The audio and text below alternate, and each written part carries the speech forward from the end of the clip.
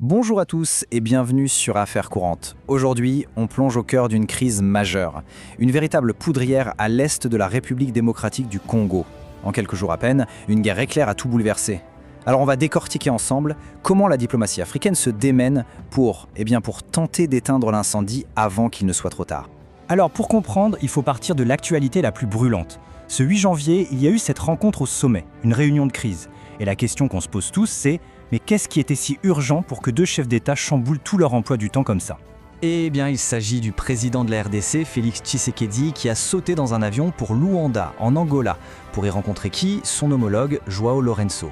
Et ça, c'est important parce que le président Lourenço, c'est un peu le super médiateur de la région. Donc quand ces deux-là se voient en urgence, c'est que la situation est vraiment tendue.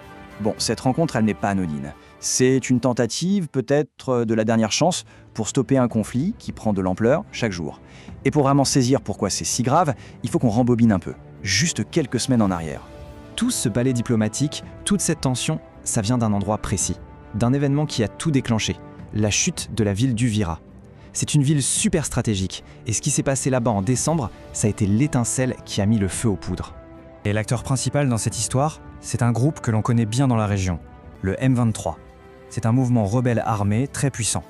Début décembre 2025, ils ont lancé une offensive, une offensive éclair qui a surpris tout le monde.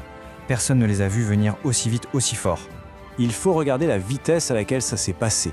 En à peine 10 jours, le M23 a littéralement déferlé sur la région.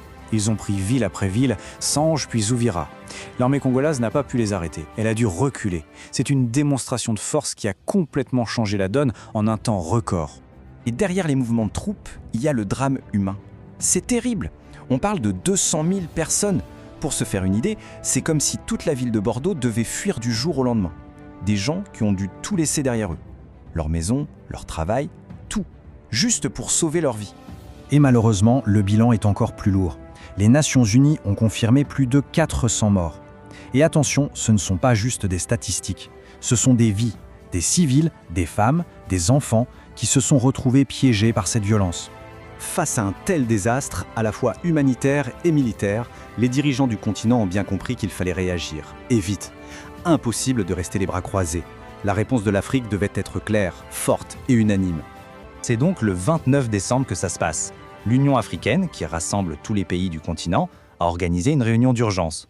Forcément, tout le monde attendait de voir ce qu'ils allaient dire, ce qu'ils allaient faire. Et la réponse, elle a été sans équivoque. Un ultimatum.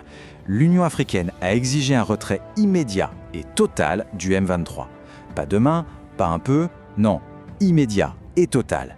De la ville d'Uvira et de toutes les autres zones. Le message était « on ne peut plus clair ». Mais c'est là que les choses deviennent bizarres. Parce que le M23, figurez-vous, avait déjà annoncé qu'il se retirait le 16 décembre, c'est-à-dire avant l'ultimatum de l'Union africaine. Alors la question se pose, est-ce que c'était un vrai retrait ou une simple ruse? Un coup de bluff? C'est là que le brouillard s'installe. Et on est en plein dans le nœud du problème. D'un côté, on a le M23 qui dit officiellement « c'est bon, on s'en va ». Mais de l'autre, quelques jours après, le président Tshisekedi qui répond « pas du tout, mes informations sur le terrain disent que vos hommes sont toujours là ». Alors, parole contre parole, à qui faire confiance? Alors, pour sortir de cette impasse, les leaders de la région ont une idée assez simple et pleine de bon sens. Envoyer une force neutre. Le principe est facile à comprendre. On envoie des gens qui ne sont ni d'un côté ni de l'autre. Ils vont à Uvira, ils regardent ce qui se passe et ils font leur rapport. Comme ça, on saura enfin qui dit la vérité. Du coup, avec toute cette méfiance, ces histoires contradictoires, la question qui brûle les lèvres de tout le monde, c'est est-ce qu'on peut encore espérer la paix? C'est une vraie question. Et pour y répondre, il faut regarder le jeu diplomatique. Et croyez-moi, c'est un véritable casse-tête.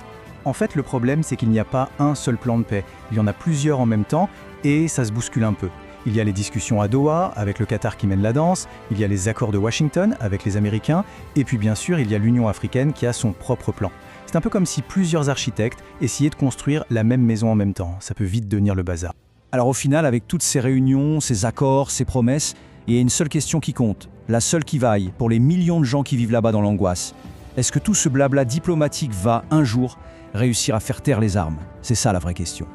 Voilà pour ce décryptage. C'est une situation extrêmement volatile qu'on va évidemment continuer de suivre de très très près. Pour ne rien rater des développements et pour d'autres analyses claires sur les grands enjeux de notre monde, eh bien pensez à vous abonner à Affaires courantes. Merci et à bientôt.